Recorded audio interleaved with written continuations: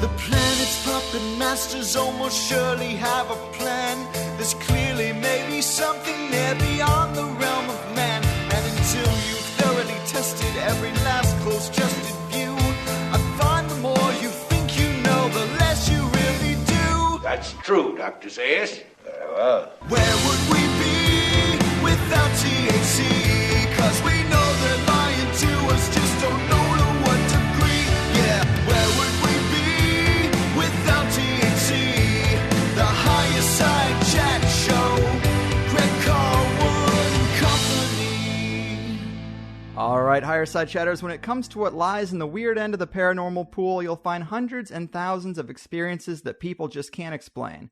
Abductions, visitations, glowing orb sightings, missing time, telepathic messages, intense synchronicities, altered states of consciousness, and a handful of other experiences in Pandora's box.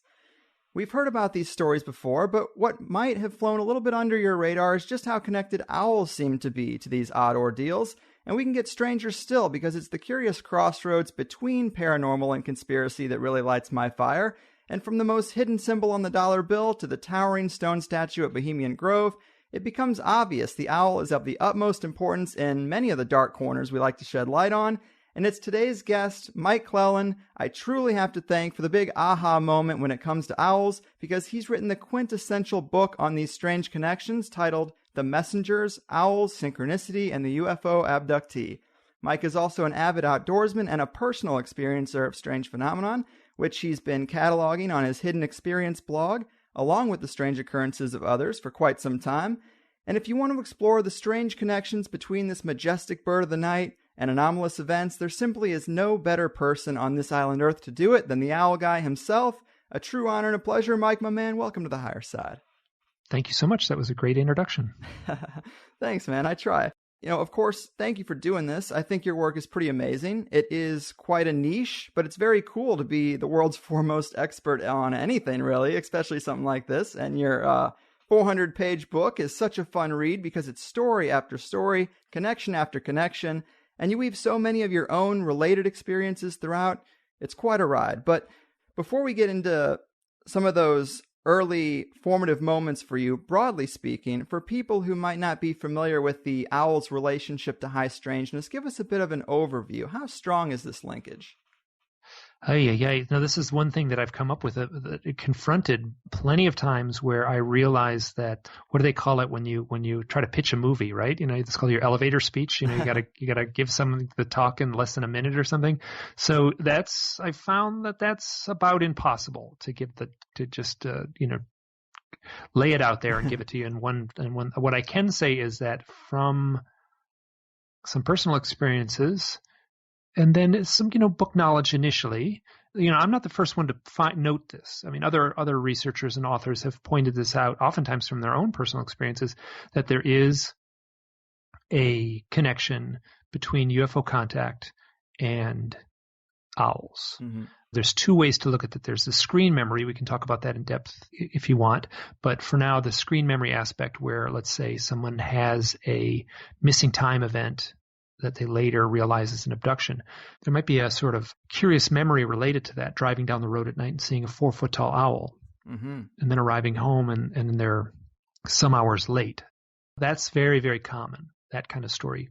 So when you explore that, you realize that owl, that 4-foot-tall owl, there's no owl on Earth that's actually that tall. Mm-hmm.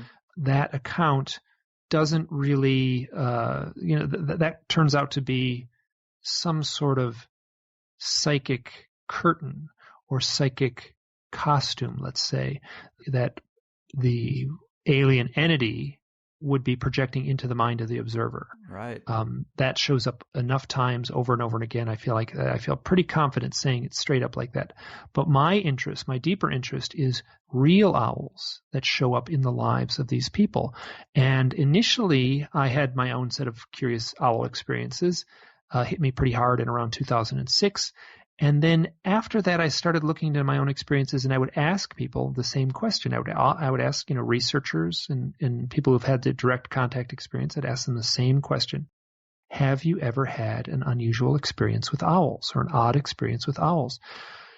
And it's not 100%, but it was enough. There's enough of a pattern there where people say, that's funny, no one has ever asked that. And then they would tell you a story, and the story was often so weird, and weird in a way that goes beyond the screen memory aspect of it, and weird in a way that kind of, I'll jump to the conclusion in a way, weird in a way that makes me think that the present owl mythology, right? So you open up a dusty old book in the library on mythology, it's going to talk about owls. Owls show up in Greek mythology and Egyptian mythology and Babylonian and American Indian mythology and Norse mythology. These owls show up and they all have this similar theme, that they bring a message, that they're messengers. Mm-hmm. And my sense is that this ancient mythology is continuing right now, playing out presently.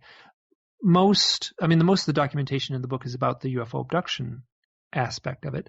But I find that it's also showing up in people who meditate or people who are in shamanic initiation, like the process of working to be a shaman, right, or people who have a loved one who has died. So owls show up in other aspects of highly charged human experiences. Beyond, obviously a UFO contact experience is a highly charged human experience, as is the death of a loved one, as is deep meditation, as is shamanic initiation. So these other realms also share the owl as let's say a totem animal. And so what I did in the book, I think, and what I wish I could do in an elevator talk, I can't, I wish I could, is just tell stories, and often story after story after story, to prove my point. I maybe overdid it a little bit in the book, and then do a little bit of speculation, and then see how all these stories kind of link together, because I feel that there is a connecting thread with all these accounts. Mm-hmm. That's a pretty good summary, man. And I do think I agree that it's the totality of these instances, these tales, that really get you to think, wow, there must be a connection here, some kind of mechanism behind the abduction phenomenon, behind glowing orbs even that come up, and the owl. And it is super strange, but there isn't any other animal that is connected to this phenomenon like the owl is.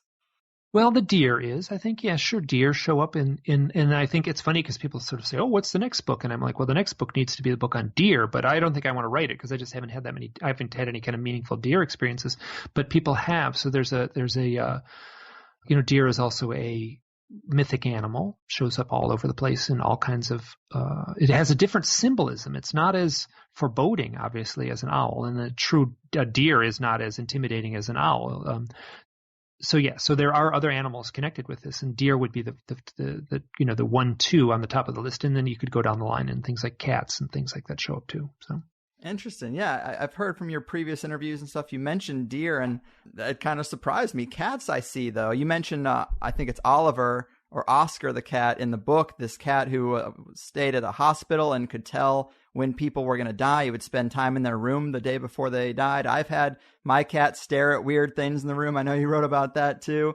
It's weird. Animals seem to be able to see beyond the veil. At least some species of them can see beyond the veil in ways that we can't. And that's the mythology. That's absolutely the mythology. That's what owls do. They see into the darkness. They see into the nighttime. That's a fact, right? That's like, any owl biologist could tell you exactly the reasons why and how they see into the darkness. But ancient man would have known the same thing just from observing an owl. Yeah. And from that is born the mythology of owls seeing into the darkness that very quickly becomes a metaphor for seeing into other realms. Now you take that one step further. The owl has to travel to those realms. They fly into the darkness, something we can't do. And I think that we live in an era with the electric light bulb. With just a few generations ago, there was no such thing as that. So nighttime must have had a very different meaning to our ancestors, and not even our ancient ancestors. So the owl would fly into the darkness, a realm we are very uncomfortable with, very poorly equipped to travel in, but the owl is very skilled at traveling in the darkness. They would travel to this other realm, but then the next logical step would be they have to return, they have to come back, and with them they would bring a message. And I would get these reports, and I've got, I don't know how many reports in some form or another I've accumulated on this owl thing. I don't think there's a way to actually count them, because some of them are a little more anecdotal and some of them are very thorough.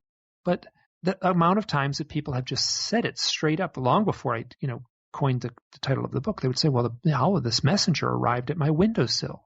Then I came home from work and there was a messenger on my doorstep, and they would tell about an owl being there. And they would use the word straight up without any prompting from me.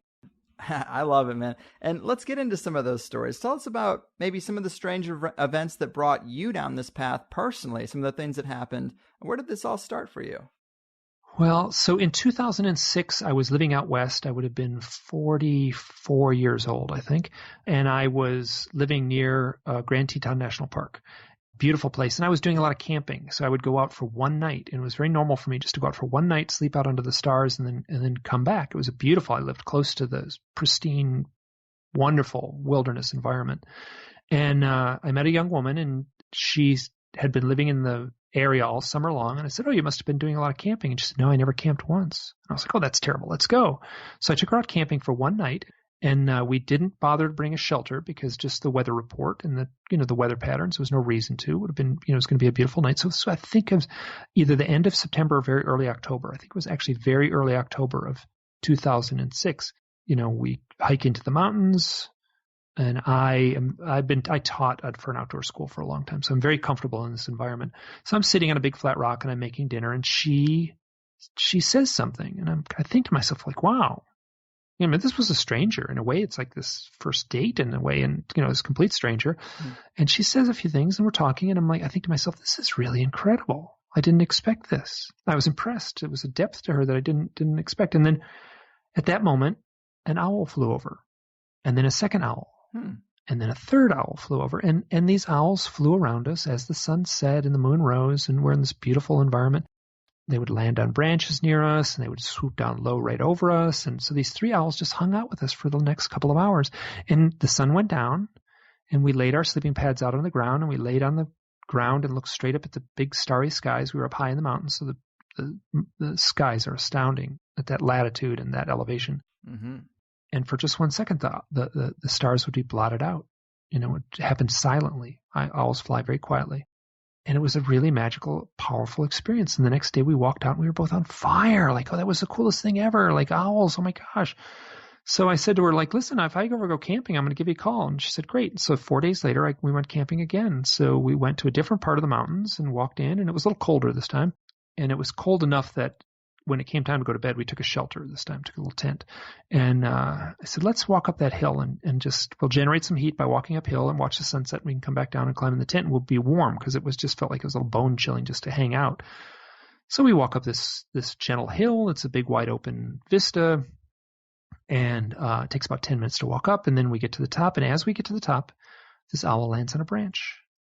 And then a second owl flies around us. And this third owl lands right at our feet. And this is the same person 4 days later, and it lasted for about 45 minutes. And this time they got really close, like astoundingly close. And these were real owls. I talked about the screen memory aspect. I was well aware of UFO reports and I'd been reading UFO books at the time. So I knew about the screen memory thing. Right in the moment, I was thinking like, oh gosh, and these are real owls. But right in the moment, I also had another thought, which was very clear. And I didn't say it then, but I'm saying it now.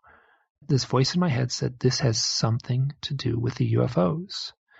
And I had, throughout my life, had a handful of experiences, some in my youth and some as a young adult, that certainly seemed to imply or indicate like UFO contact. I mean, the textbook stuff you would read in a book by Bud Hopkins. I had those experiences. I ignored them. I denied them. But when I saw these owls, close up real owls, this voice in my head said, this has something to do with UFOs. In the aftermath of that, a few years later, I started an online blog. Mostly what I was writing about initially was my synchronicities, which I've had a lot of. And they make for perfect little blog posts, right? They're just kind of short. You can tell them. They got a nice little punchline, so they're perfect for a blog site. Sure. What happened was one of the first stories that I put on the site was the story I just told with this woman, Kristen, of seeing the three owls 2 times, 4 days apart in different parts of the mountains. So I wrote that up as an essay, and then I reached out to her and I called her up. She had long since moved away from the area, and I hadn't been in touch with her in a while. And I called her up and we talked on the phone, and I said, Kristen, I have to ask, what were you talking about the very first night when the very first owls appeared? And she said, oh, I remember exactly what I was talking about. I was giving my deepest, most heartfelt definition of what God meant to me. Hmm. And that took an already powerful, magical experience and just tipped it into the transcendent. And I have to say that I treated the subject differently after she told me that. Like, I recognized the power in what she was saying. And from that point on, I took the study and the documentation of this fairly seriously. So it's been going on for, that was 2009 when the blog started. So that was been 8 years now that I've been actively studying, researching this one little small corner. And I've just been astounded at the bottomless pit that it is. Right. You would think that you would just collect a few reports and write up a little, 3-page blog post and be done with it. But that's not how it played out. It has had a depth that just left me astounded. Yeah, man, it is quite a rabbit hole, and real owls are definitely interesting. But when we look at the stories in the more mystical perceived owls category, meaning visions of owls or seeing them in altered states or even these screen memories from abduction experiences you mentioned, as different as they can be, have you found any major commonalities or conditions that unite those type of strange experiences? Well, I know that people have taken, mushrooms, and there's a woman in the book, her name is Shauna Holm, and she's a shaman. She lives out on the West Coast, and she wrote about an experience with a white owl that she encountered while under what's referred to as a heroic dose, 5 grams of mushrooms. Cheers to that. Yeah, so with more power to her. Yeah, so she had an experience, her first experience doing. Usually, when you're doing this, there comes a point when the initiate, who's working with a mentor, has to break away and do the ceremony on their own, without the tutelage or the tutor alongside. So when she did that, she said she was confronted by this huge white owl. She said she was in her bedroom. She said the entire interior of the bedroom turned to white feathers, and she saw this giant, like she described it, like 7-foot tall owl, in her room. And the owl said to her, "You are no longer woman who yearns. You are now woman who knows." And in a way, that is the transformation. That transformation from yearning to knowing. Or let's say yearning to being comfortable with the unknown. That may be a better way to put it, because I don't think anyone truly knows the core of what's truly going on with this stuff. But some people are more comfortable and can navigate the waters a little better. So her account, and I later got her on the phone. I'm like, "Listen, have you had any UFO experiences?" She said, "It's funny you should ask. I just had one recently." And she described this thing where she's lying on her back and there's this, shiny disc up in the nighttime sky, and her and her friend both see it. And they're like, "Oh my gosh, we're seeing a UFO." So when I asked her, she could honestly answer, yes, she had a UFO experience. Though I don't necessarily put her in the category of UFO abductee, but I put her in this gray category of someone who has the same transformative experience that a UFO contact would have, and also this powerful experience with owls. Now, this woman, Shauna, her account came on a Monday. And then on Tuesday, I get a follow-up account from another woman, and her name is Lori. She's just given me permission to use her real name. Her pseudonym in the book is Leslie. And she basically had the mother of all owl stories. So her account is that her son, who was about 9 years old at the time, was showing signs of like being psychic. And this is a woman who was very comfortable and at peace with her own experiences with having UFO contact. So her son is showing signs of, psychic stuff. So she sits in the backyard and says, "Well, let's play some games. Okay, let's try some dice tosses. Guess what the next dice is." And then they got a deck of cards out. Guess what the next card is going to be? And the boy was doing really well. And during this class, an owl shows up on a branch, this white owl. And then it hangs around for the next 3 years. They get in the car and they go to the grocery store, and the owl flies with them to the grocery store. And they get to the grocery store, and the owl's on a lamppost, and they go into the grocery store, they do their shopping, and they leave, and they come home. And on the way home, the owl follows the car back home. For 3 years, this goes on. There comes a point when this woman wants to leave to become a hypnotherapist, so she has to move and take some classes. So she takes her son and they leave this house where this owl is. And the day after they leave, they get a phone call from their neighbor, and they said, Lori, I have some terrible news. Your white owl, we found it dead in the backyard. So, and this woman has other owl stories that are equally remarkable. And this is a woman who, unlike Shauna the shaman, who saw the 6-foot-tall visionary owl tripping on mushrooms, this woman is very, very straight up about her UFO contact experiences, the woman Lori. Now, so I get this one call on a Monday, one call on a Tuesday. Here are these two stories back to back. They're both the same age, Lori and Shauna. They're both adopted, which is very strange. They're both born in Ontario, Canada. They're both, they're not sisters. That was the first thing that crossed my mind. It's like, oh my gosh. And then I will also say both of these women have very striking blue eyes. Now, and they both had experiences with owls. Both women are now working as therapists, one in a very traditional setting, counseling, family counseling, doing hypnosis. The other one in a more, let's say, esoteric realm, therapist in the role of shaman.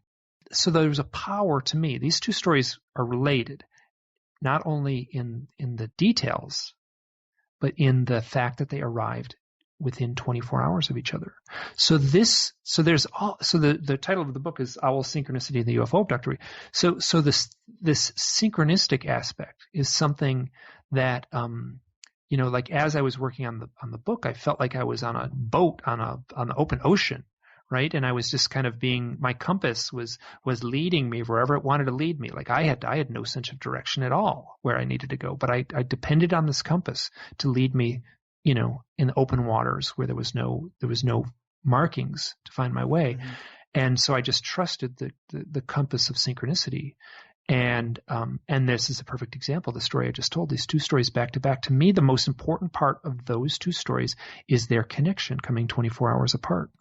Yeah, man, that is interesting. And synchronicities, I just love how they come through layer after layer. And when you see how deep they stack up, it's got to make you wonder if something else is pulling the strings. And the similarities between those two women, that kind of reminds me of the stories I've heard where Irish people say that they can see fairies or mystical creatures that others can't because of some genetic component, which comes up in the abduction scenario too. The idea of a bloodline connection, that it's this multi-generational thing. And I don't know, but there does seem to be a certain kind of person that is more susceptible to these things in the paranormal realm. So that would be like the synchronicity prone individual. I think that's actually a term used by, there's a couple of researchers who use that same term, synchronicity. The one is Dr. Kirby Surprise, who I write about in the book at length. Yes. And the other is a researcher named Gibbs Williams. Both of these guys would be great interviews for you. Mm-hmm. And Gibbs says something similar, like a synchronicity prone personality. So there's people who are prone to these things. And I think that, there are people who are obviously prone to UFO abduction. Mm-hmm. There was a point early on in UFO research where if someone saw two UFOs, you would say, well, this is ridiculous. Statistically, it's impossible that two people would, or one person would see two UFOs. So you would take their reports and you would crumble them up and throw them in the wastebasket. But now we're finding it's exactly the opposite, where you talk to someone who's seen a UFO and you corner them a little bit and then you realize that they've seen 10. Right. So the people who are having these contact experiences, it doesn't happen just once. It's an ongoing thing. So, like synchronicities and like abduction, these things are reoccurring. I think everyone can experience a synchronicity, and I'm quite certain everyone has. I think it's the awareness. And then I would say I spoke to this wonderful woman. She's an abductee. I spoke to her at a conference, and she told this story about one synchronicity that led to another, and she was very animated. And she was actually like pulling, right? So she was standing there and she's pretending like she's pulling on a big rope, right? And she's pulling it towards her. So I follow the synchronicity and I pull on it, and it leads to this other synchronicity. And then she says, and at the end of this rope is your destiny. And I thought that was so wonderful. So I think that if you are aware, you can trust synchronicity. You can use synchronicity like like you would use the advice of a life coach. Mm-hmm. So, yeah, poetic, man. I'm with you. I'm drinking a lot of coffee. I'm jacked up on coffee right now, so the synapses are firing really well right now. Beautiful, beautiful. So I find the screen memories aspect to be just super interesting, and we talked a little bit about stories where people see UFOs and also see owls. You have stories in the book where people see orbs and then also see owls. But there seems to be some overlap in an area where people see grays that maybe turn into owls or orbs that turn into owls, or they see 4-foot owls that might be some type of screen for a gray that they're actually seeing. That's a really strange area. I mean, do you think there's some type of intelligence hiding behind the owl facade, perhaps? Well, or there's certainly an intelligence. Yeah. So here's one story. So, I mean, the typical story is the one I told earlier. You know, someone sees a 4-foot tall owl and then they get home and then there's missing time. And I have that story in one form or another, just so many times it would have done no good. Like we could do this whole thing. I could just tell one account after another and fill up 2 hours and then 2 more hours. But, so here, this woman, she's a young woman at the time. She's in her 40s now. At the time, she was 19 years old and she was working at a summer camp for girls. So she is walking between, like basically just between 2 parts of the camp, right? So she's like on a little path and she can hear girls in the background and she's just walking along and she comes around a corner, full daylight, full sunshine, bright meadow. She's on this little path. Standing next to the path is a gray alien, like full daylight. And she had only at that point, she recognized that she had these contact experiences and felt that they were related to aliens. But here it was full daylight. And she didn't, up until then, every experience she'd ever had happened at night. So she just like is shocked, right? Yeah. And she says she doesn't, she's so shocked that she doesn't stop walking. She like feed her in like autopilot and she just walk. So she sees this alien, the alien sees her. And then there's this telepathy that takes place in 100% of the accounts. And so she has this telepathic kind of like reverberation, like this echo chamber. And she hears this being go, owl, owl, owl, owl, owl. And she watches, boom, it morph into a 4-foot tall owl. This 4-foot tall gray being with a bald head and the big black eyes and the skinny body suddenly turns into a 4-foot tall owl. And then she watches this owl turn around and run awkwardly into the woods. Now, I also have an account in the book with deer. So here's a woman. There's a woman. She's at her house. There's a bright flash outside. She's like, that's weird. That was a strange flash. I wonder what that is. So she walks out her front door and stands on her front porch. And she looks to the side of the porch. And then standing right next to the house alongside the porch are 4 spindly gray aliens, right? The classic, just what I described before. The big head, the big black eyes, the skinny body. She looks at these aliens. They look at her. And then all of a sudden, poof, they turn into 4 deer and they begin walking backwards. And then they walk backwards around the corner. Super creepy image. So those are 2 accounts, which are rare. It's very unusual to hear those accounts. I've heard a few like that. But what it tells me is that there's I don't think that they physically transposed from a gray alien into an owl. I think there was some sort of psychic curtain being drawn in front of the perceptions of the observer, so that it was projected into the mind of the observer that they were not seeing something frightening like an owl. They were seeing something a little more banal. Excuse me, I'm here. I do this all the time. I get owls and aliens mixed up. They were not seeing something frightening like an alien. Instead, they were seeing something a little more benign like a deer or an owl. I love it, man. I mean, next time I see either one of those animals, I'm definitely going to give it a nice hard look and make sure I'm looking at the real deal and not some kind of weird facade. Well, just so you know, there's a lot of owls out there, right? So people see owls all the time. They're a very common bird. The reason we don't see them, obviously, is just because they're a night bird, and we don't, we're not like they're basically hard to see because they, in the forest at night, we're not going to see them, but they're out there. Plenty of owls, lots of owls. Yeah, I'll be busy then. And lots of deer too. So if you see a deer or an owl, you can go through that little checklist, but highly probable that you're seeing a real bird or a real animal. Fair enough. And you call the book the Messengers, and this of course does relate heavily to the synchronicity aspect, but you did mention this trend of people who've gotten these literal messages telepathically in their encounters. Many in the book seem quite personal or kind of cryptic, but is there a common theme among the messages that might give us clues into what or why this is happening? Any kind of agenda behind it? Well, it sounds like something Yoda would say to Luke Skywalker in a way. It's this, it's kind of cryptic. Yeah, sure. So this one woman, Rebecca Hardcastle Wright, wrote a book. She coined the term exopolitics. I'm pretty sure I think she actually wrote a book called Exopolitics. I think Michael Salla actually coined the term. So she's very forthright about her experiences. She is very grounded. She's very smart. And she was living in Phoenix, Arizona. She was in just a dumb parking lot at some strip mall in the suburbs of Phoenix. She looks up on a light post in the parking lot, and there's an owl, full daylight, huge owl standing up there. She looks up at this owl, and she gets this telepathic voice in her mind that says, "You are not who you seem to be," which is great. If a scriptwriter wanted to put that into a kind of a mystical movie, you couldn't come up with a better line than that, right? You are not who you seem to be. And she felt that she was going to have a visitation that night, which she did.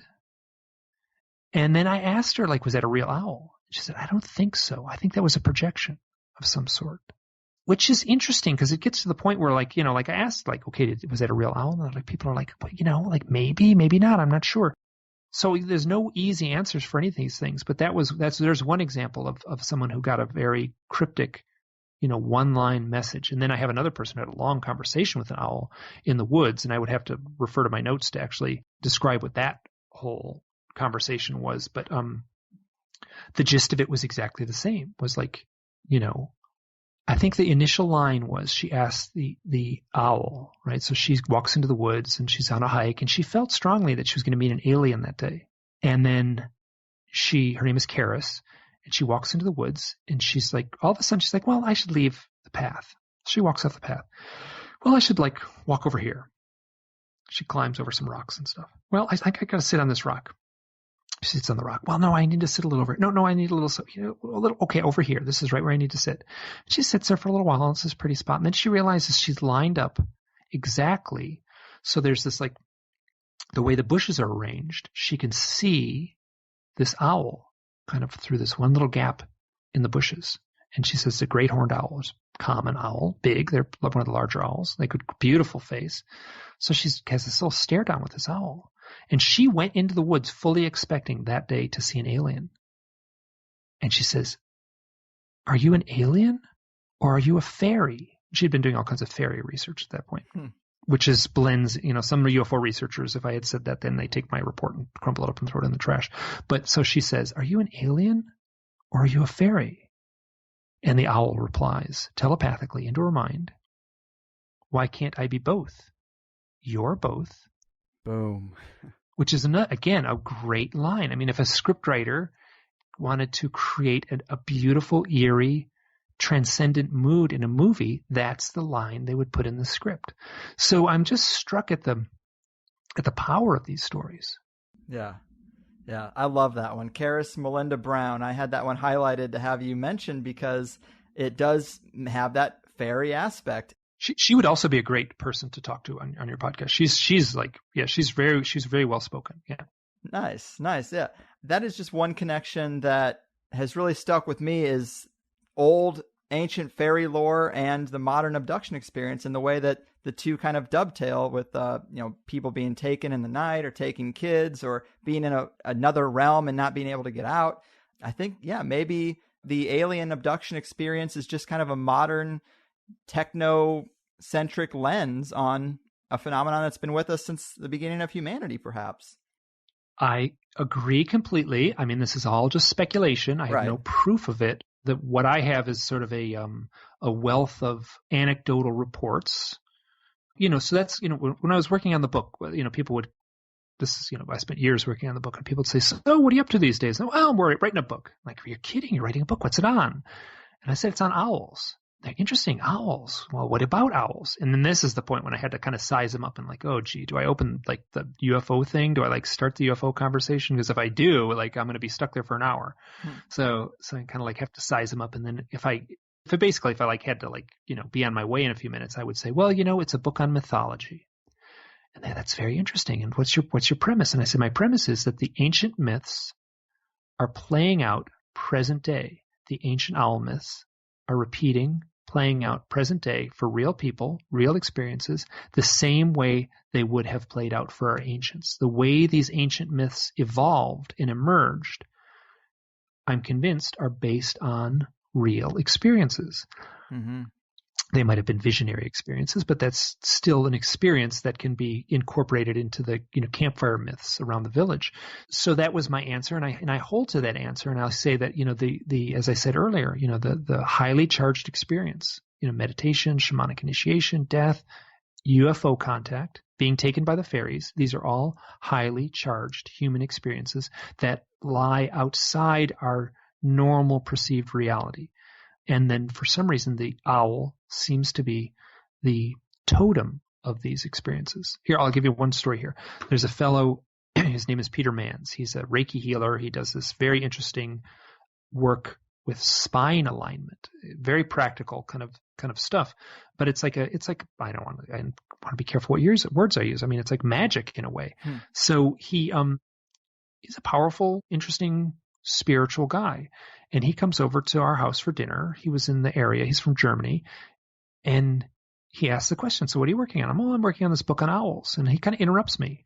And we're standing in our living room. My partner, Andrea, and I share a house, and we're in the living room. And he says, oh, that's interesting, owls. Because I had a Native American tell me that I had a totem, and my totem was an owl. And it's sitting right here. He puts his hand up, kind of near his ear, his left ear, his left shoulder. So I have an owl sitting on my left shoulder here, and that's what the shaman told me. Now, he didn't know it, but from where he was standing, I had a direct line of sight. So I'm standing in the living room. He's standing in front of me. Behind him is the window, and out on the porch is a totem pole. And at the top of the totem pole is a white owl. And when he put his hand over his shoulder and kind of made the little gesture, like, here's where the owl was, his hand was basically petting the head of the owl on the totem pole. So he said, I have an owl as a totem. And he was petting, from my visual sight, he was petting an owl on a totem pole. Like, that's not in the book. That happened after the book was completed. But it was like where do you go from there? I mean, that is so perfect. It is so clean. And it is also deeply personal for me, because I was the only one that saw it, right? I'm the only one that had the visionary experience of it, his hand lining up with the owl. Yeah, that is an interesting one. I wrote down one of my favorite stories here. It's this woman named Ashley, and it's because of the cryptic texts on her phone in relation to the experience. It starts with her UFO sighting, where she says, as you write, I had to pull over on the side of the road. There was a large flying object hovering in the sky above me. It was making no sound whatsoever and was flying very low. There weren't any flashing lights on it, only a red dangling string that was lit up. There were 3 cars pulled over behind me, and the guy from the first car was taking pictures. The pictures were unclear. You could only make out the red light. After seeing this UFO, I started noticing some weird things. I started having encounters with owls. Why owls? I have no idea. She also started having strange dreams with both owls and UFOs together. Along with that, she wrote about an odd experience with her mobile phone. 2 weeks ago, I woke up to a text from my boyfriend that said, "What the hell are you talking about?" When I checked my outbox, I noticed 4 strange texts that I didn't remember sending, and I saved them to my phone. And this is just amazing. Text 1. It will identify all planes in the sky, will detect unauthorized flying objects, and will warn them of aliens nearby. Text message 2. Yes, destroy it. We must hold our ground. Text message 3. You will remain undetected. Text message 4. They threaten us, but they are weak. Report back to me. And she says, I don't know what these mean. They don't make very much sense. And now that is interesting, man, because I think there's some overlap when it comes to the frequencies of our electronic devices and these other realms. It's hard to nail down, but that story, because of those odd, creepy details that seemed like fairly intense messages, almost military in their nature, but I like that one. Oh, I love that one too. And I got a hold of her and I had a long talk with her. And this is like, so this woman, it took a lot of work to find her, like, because this was like some little thing and some little report, and it was online, and I had to to figure out who this person was. So I finally got a hold of her and talked to her on the phone. She is now working as, it's not quite a shaman, but she's studying like alternative healing and spiritual healing. And I don't know what it means. So yeah, so why is that any different than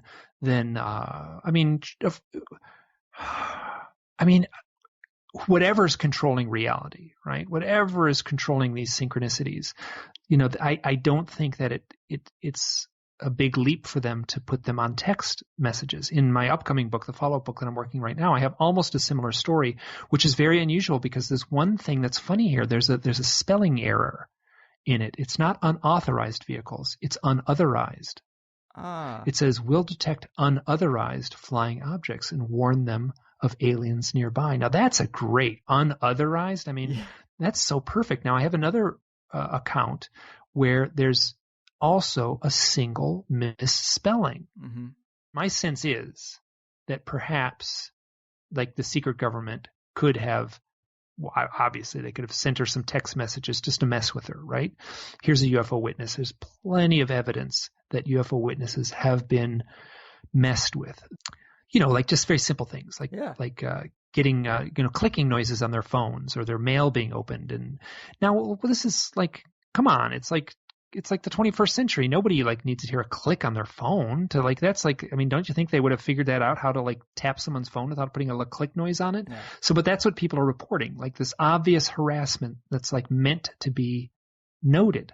And maybe this falls into that. Maybe it's paranormal. I don't know. But what is very interesting is, she's not like a conspiracy theorist that's going on the David Icke tour. She's dedicating herself to helping people through holistic means, which is also something that shows up over and over again. I cannot tell you what when I was doing this research, I just would always do the same thing. I'd have a piece of paper, I'd write down some key things, and then on this piece of paper, I would write Reiki. And then at some point I'd say, hey, what are you doing for anything interesting, doing any sense of psychic stuff or any kind of, and then they would say, well, I'm a Reiki therapist or I'm a Reiki master or, and so this just got checked off.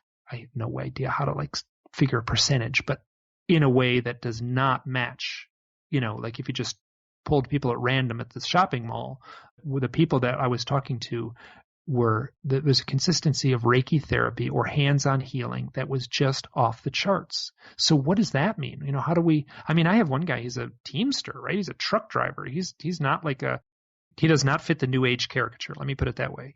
He's listening to AC/DC driving his truck. He's not listening to, sitting in the lotus position and listening to Wyndham Hill music. And he said, I got this thing. And he's had UFO contact experiences. He said, all of a sudden a few years ago, I just had this overwhelming pull to study Reiki and I became a Reiki master.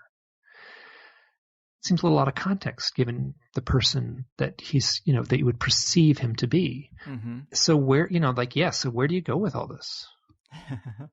Yeah. I'm glad you picked that story out. I like that story a lot. And it's funny because I contacted her when I was working on this updated story in the second book, which also has this odd phantom text message, and I don't have it in front of me, but it's equally as cryptic. And I said, what do you make of this? And she was just baffled. She says, I don't know. It is so weird. I have no idea what to think. Yeah, that stuff's great because there's a little physical trace of something strange. So this relationship between these experiences and shamanism that we've been talking about, I wrote down a quote that you have in the book from an author, Joe Lewells, I believe. Joe Lewells, yeah, he'd be another person who'd be great for you to talk to. Yeah, yeah, there's no shortage for sure. And you asked him about this shamanism connection, and he said, when it comes to these encounters with non-human intelligences, the people who are having these experiences are many times rather unwillingly being dragged into a shamanic apprenticeship. The people having these experiences are being taught how to heal. Their consciousness is being elevated. They are being given opportunities to help people. Many of them will leave their jobs and then become Reiki masters and massage therapists and hypnotherapists. All of these can be seen as forms of shamanic activity. We need shamans, and if society doesn't provide it, the universe will. And that is so poetic, and it really sums up. Oh, I actually got chills just reading that just now. I literally got the chills. It's great. It is definitely a great little paragraph that sums up, this whole realm. And I'll say it sums up the whole realm of let's say the tone or the fabric of the Owl book. Mm-hmm. There's plenty of people out there who have had dark, frightening, negative experiences that they see as traumatic and haven't gone down that road that Joe Lewells says. But I'm saying that there's a percentage, I don't know what it is, but it's a large enough percentage of people who have had these contact experiences who then go down this road of helping people. And you are totally right. And that is what I was going to ask you, is that, is there a counterpoint, an owl-centric counterpoint to maybe those more nefarious medical-style abductions in any way? Oh, like a totem animal. That's a great question, and I don't think I have an answer for that. In a way, this, I struggle so much with this. The woman who saw the gray alien along the side of the path, and then watched it turn into an owl. She and I have had long conversations, and there's this kind of, which I think is a little bit dangerous, and I'm cautious to go down this road where people will say, like, it's the energy you bring to it, right? So if you have a negative experience, it's because you have negative thoughts. You're bringing your own negativity into the experience, and it's framing your experience to be that. So if you have wonderful, blissful thoughts, then you'll have these, wonderful angelic experiences. That's a little naive to me, and I think it puts a lot of, like, and just on a straight, like, blaming the person for their bad experience. I mean, I don't want to go down that road, Yeah. Then this woman who I mentioned earlier, she basically, we had this conversation. She said, and she summed it up best, like, some people are just shit out of luck and they get the crappy experience. And I don't know why some people get the blissful experience and some people get the crappy. Some people get both. And there's a sense that the experiences themselves, I'm cautious to say this because this is almost like yearning. This is what I want it to be, but I certainly could cherry pick the evidence to make it seem like this. Is that people start having dark, frightening experiences somewhere along the way? They come to terms with these things, and then they turn into transformative experiences. Then they fall into that list that Joel Lewell's read so eloquently. Or that, he just spoke off the cuff and I transcribed. Yeah. Mm-hmm. Yeah. I mean, I'd like that to be the case, but I don't know. Some experiences that I've heard about, I'm sure you've heard about, obviously just as many as me, probably way, way more than me, but some of them seem pretty objectively negative when you're talking about burning needles being put in people's eyes and these kind of things, that they do experience some type of pain. Maybe there is a positive altruistic motive behind that. I mean, some medical procedures are going to be painful, even though there's a positive end result. But and also I'll say, so the if you want to if you want to go have a visionary experience and you're living out in the reservation in South Dakota, you go off into the plains and you take eagle talons and put them through the skin of your nipples on your chest, and you have your village members, haul you up and suspend you like that until you break free and drop to the ground again. I mean, that's part of the visionary experience, and that shows up in one form or another in all kinds of religious ceremonies. The Catholicism thing where you whip your own back with a cat of nine tails, and I mean, so that is not without precedent in a transformative visionary experience. That's true. So yes. So is it, are people physically getting needles put into their eyes? There very well could be. I've certainly read plenty of accounts of that. Is it some sort of visionary experience? Is it just as symbolic as the 4-foot tall owl on the side of the road? Is something else happening? So I don't have an answer to these questions, but it is, to me, worth wrestling with. Mm-hmm. Right. Yeah. We're not going to get to a lot of conclusions today, but it's still quite fun. In terms of just the proximity of real owls to orbs and UFOs, one curiosity, you do mention it early in the book, and it seems like you kind of evolve from it, but might there be some type of energy or frequency that we don't recognize that relates to spiritual or alien experiences that owls can sense or are attracted to? Yeah, so is the UFO, right? So the UFO has all kinds of odd things that take place, right? So, UFOs are oddly silent. They not only do they not make noise, they suck any available noise out of the environment. So it's not, when people say oh, this UFO flew over my head and it was quiet, they don't say it's quiet. They'll hammer it home and say the crickets stopped, the crunching of leaves stopped, the wind in the trees stopped. It was weirdly silent. The UFO flies past, in it, and the sound returns.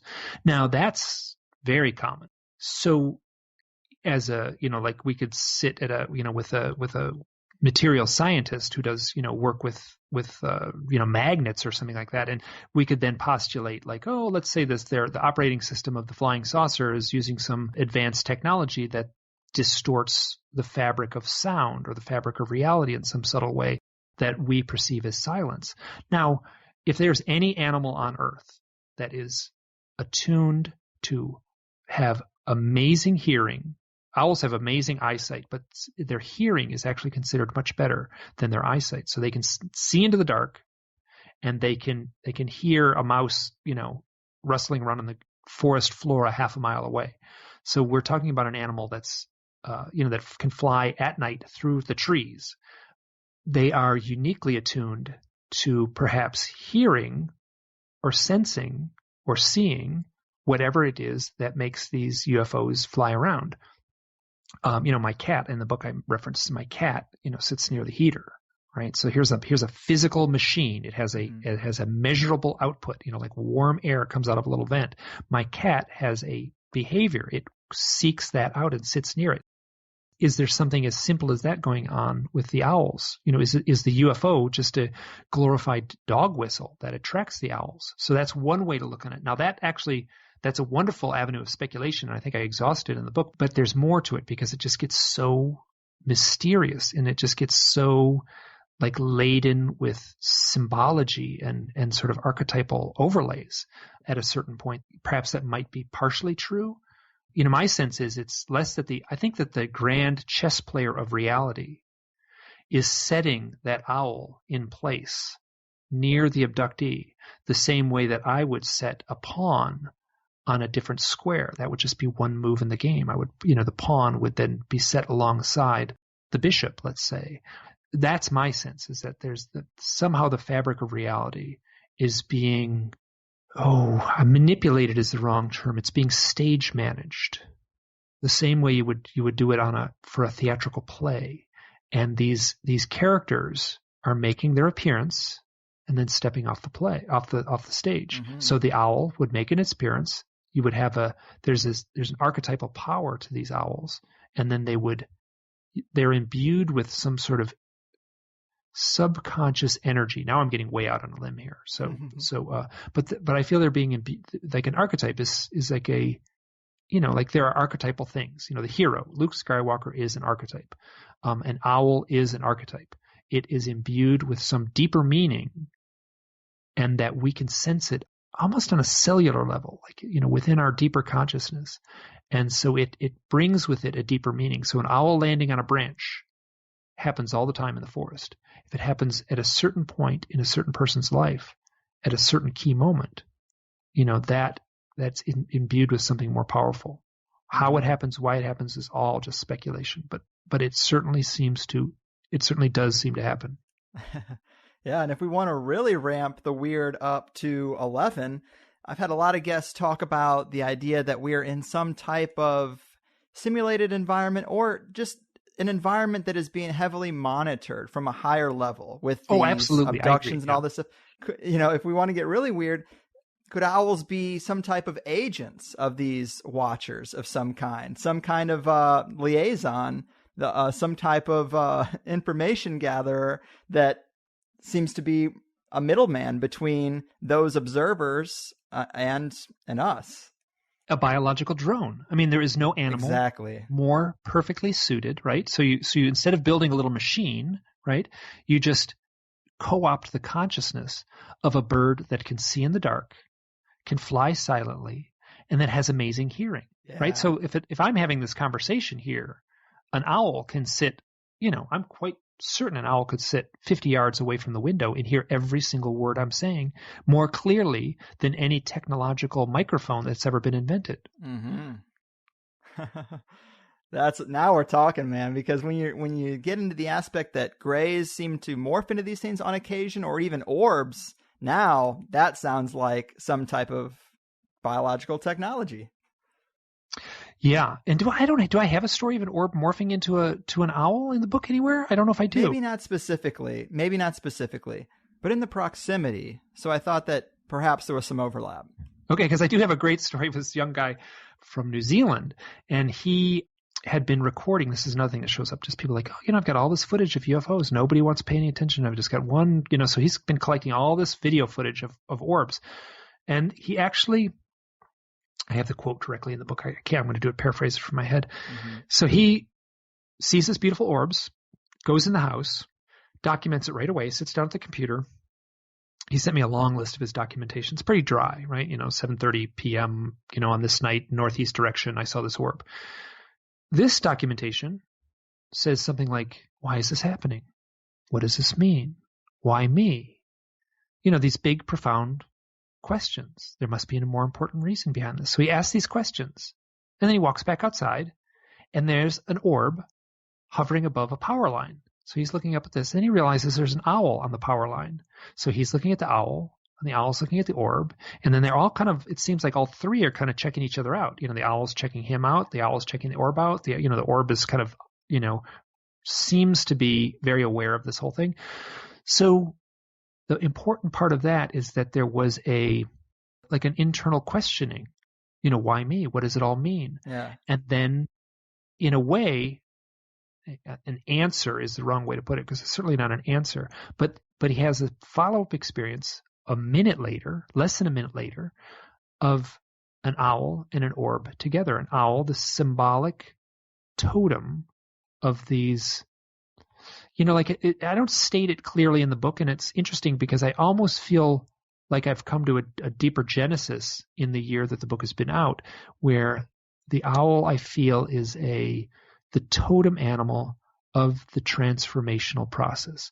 And it's not an easy transformation. Some transformations are easy, right? You just become an adult, right? And there's things that happen along the way, and maybe it's a struggle, but so that transformation just happens naturally. The transformational process of a more profound and spiritual process or transformation that takes place. And I feel that the owl is the totem of that process, of that transformational process.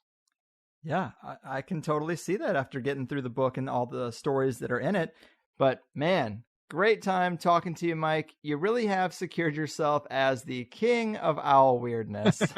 Well, it's actually been, it's funny because I haven't said this before, because you're not the first person. And I said, I did not pick this. It picked me. Mm-hmm. So, yeah. Well, before we go, please remind the people where they can get your book, follow up on your blog, or contact you with any of their own related stories. I'm easy to find. You can just Google my name, Mike Clelland Owls. I am not only the first thing that comes up, I'm like the first 10 things that comes up. Oh, excuse me, I'll rephrase that. You can just Google UFOs and owls, and I'm the first 10 or so things that come up on that list. My blog is hiddenexperience.blogspot.com. You can just Google my name and Hidden Experience, and it'll come right up.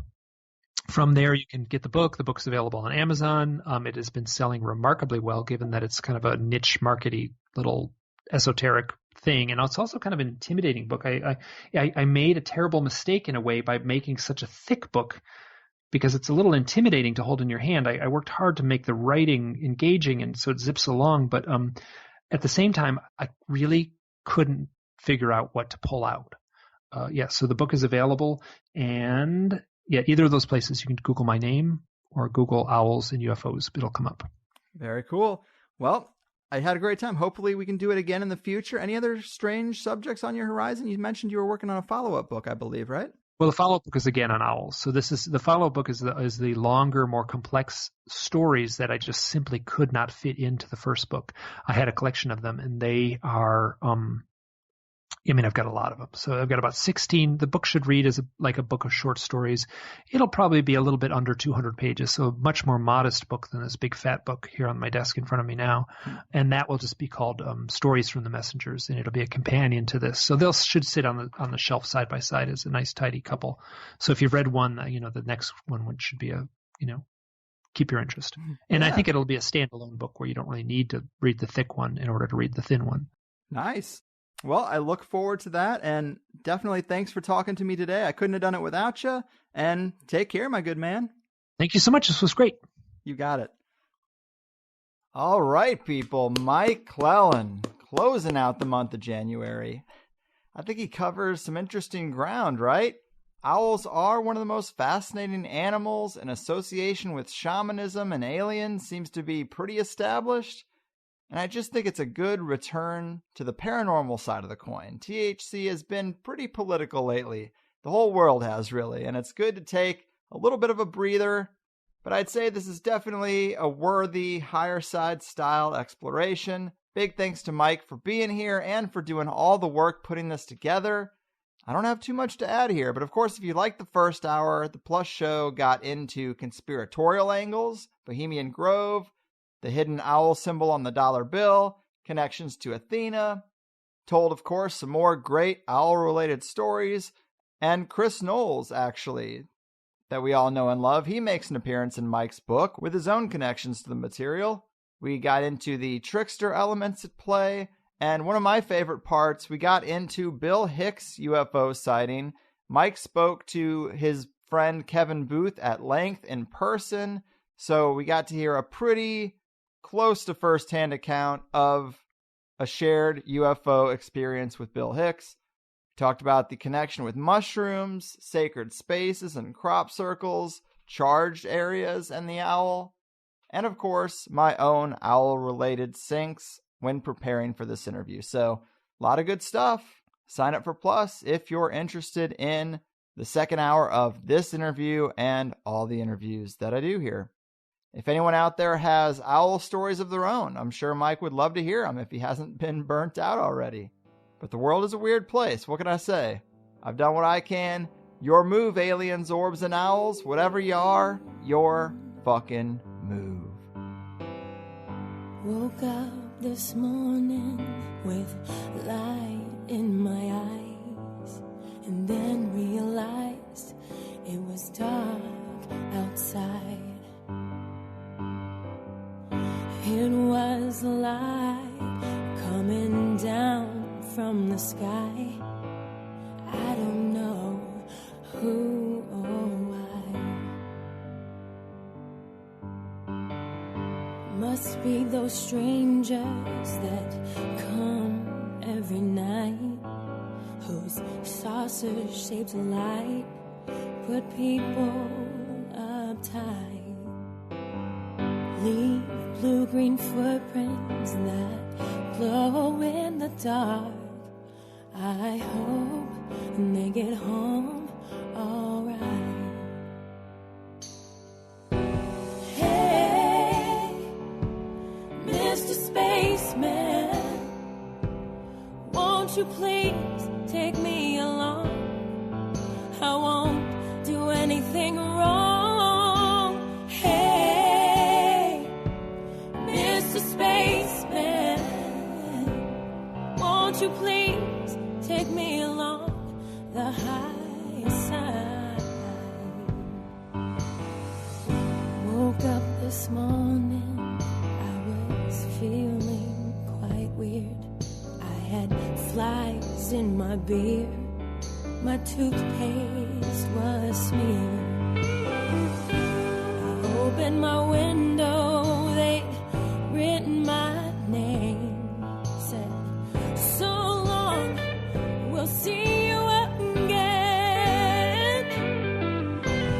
Hey, Mr. Spaceman, won't you please take me along?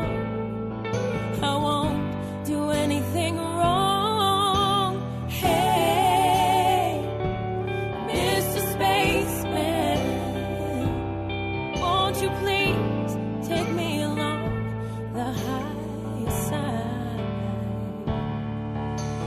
Hey, Mr. Spaceman, won't you please take me along? I won't do anything wrong. Hey, Mr. Spaceman, won't you please take me along the high side? Won't you please take me along the high side?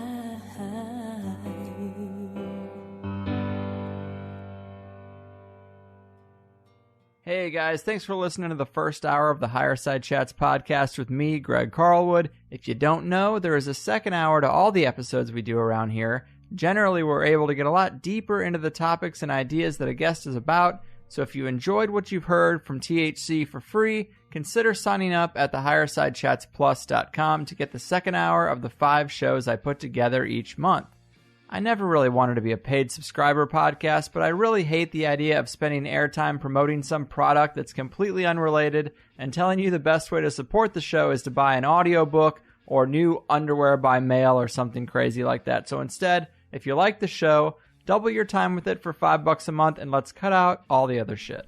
It's half the price of a movie ticket and you get at least an extra 5 hours of show a month. Collectively, it keeps us stable and it frees me from wasting your time with anything but the show you came to listen to. It's really the only way for an independent one-man show to make it, and I do what I can so that it's worth your while. Since we started this, I've always tried to use the subscriptions to improve the podcast and make signups more advantageous. It started with just a second hour for the main show, but now we've got a nice forum going where people can get deeper in conversation about the episodes with other listeners, submit a candidate in the guest request thread, or share their own personal projects to get out of the soul-crushing 9-to-5 cog-in-the-wheel life on the entrepreneurs thread. The forum and the plus comments are always the first places I try to go for listener engagement, but it does get harder as the show gets more popular. Because of that, there's also a direct messaging feature that you can use to reach me through the plus site also. But beyond the forum, if you like any of the music I've used for THC, most of it I've hired artists to make, and I provide it all as free downloads to Plus members too. So if you like a particular song you've heard close the show out recently, come get the MP3. I should also mention that if you don't like the idea of paying $5 recurring every month, I get that. You can buy 3 months, 6 months, or a year up front and just be done with it. I have plenty of listeners who send checks and money orders to the P.O. Box too. I try to make it as easy for people as I can, and you can read more about it on the sign-up page. Also, be sure to check out the FAQ help page on the Plus site if you have any questions or concerns about how to listen to a password-protected show on your devices. I've highlighted a lot of great solutions, and one of those would be the iPhone app that just recently hit the Apple App Store. A super kind and talented listener made it for us, and you can use it to stream or download either the free or the Plus show. If you're on Android, I'd use Pocket Casts or Podcast Addict and subscribe to the feed manually that way.